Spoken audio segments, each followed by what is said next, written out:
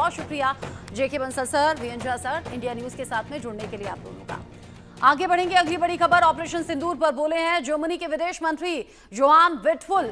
आतंक के खिलाफ लड़ाई में भारत के साथ है Germany.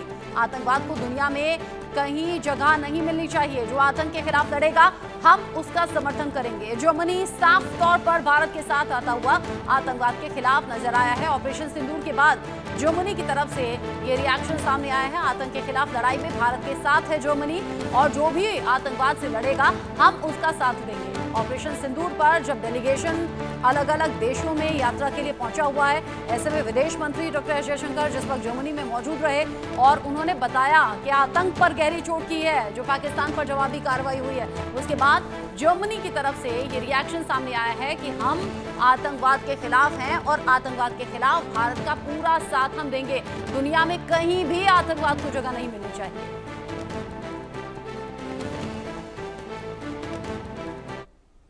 Germany will support any fight against terrorism. I've just highlighted that. This is our position, and terrorism must never have a place in the world, nowhere. And this is why we will support everyone who fights and has to fight terrorism. And we very much appreciate that a ceasefire has been reached, and we इन सब के बीच ही भारत का पाकिस्तान पर action भी जारी है। पाकिस्तान के लिए air space पर बैन और ज्यादा बढ़ गया है। पाकिस्तानी विमानों के लिए बैन बढ़ाया गया है।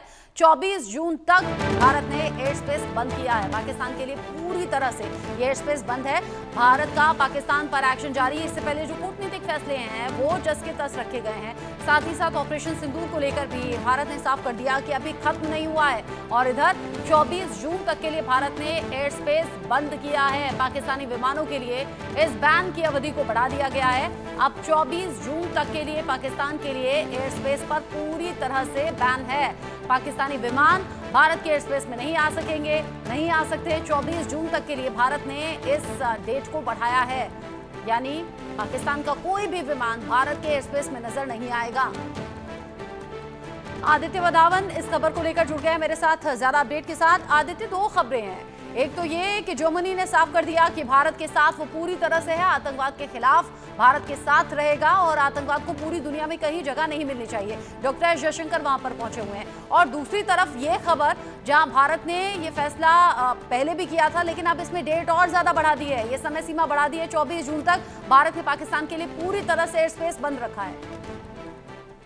जी रचना, अगर आप देखेंगे तो जर्मनी और भारत में जो डिप्लोमेटिक रिलेशंस है बहुत अच्छे रहे हैं पहले भी, और क्योंकि जर्मनी में बहुत लार्ज एक इंडियन डायस्पोरा है तो कहीं ना कहीं जर्मनी का जो भारत की तरफ टिल्ट है वो बहुत ऑब्वियस है। और अब ये देखने वाली बात है कि जो है क्योंकि अब दुनिया जान चुकी है कि पाकिस्तान जो है आतंकियों को संरक्षण देता है, टेरर कैंप्स चलवाता है, तो अब कहीं ना कहीं दुनिया धीरे धीरे समझ रही है कि पाकिस्तान को अब ग्लोबली एक आइसोलेट करना बहुत जरूरी है। और यही जो ये फॉरेन मिनिस्टर जयशंकर का दौरा है यूरोप का, ये इसी के लिए है कि पाकिस्तान का जो नापाक चेहरा है दुनिया के सामने एक्सपोज करा जाए। और जहां तक कि आपने एयर स्पेस की बात करी तो भारत ने पहले ही पाकिस्तानी मिलिट्री एयरक्राफ्ट और सिविलियन एयरक्राफ्ट के लिए एयर स्पेस बंद कर दी थी और अब उन्होंने ये बैन और इन्होंने एयर स्पेस जो है पाकिस्तानी फ्लाइट्स के लिए बढ़ा दिया गया है।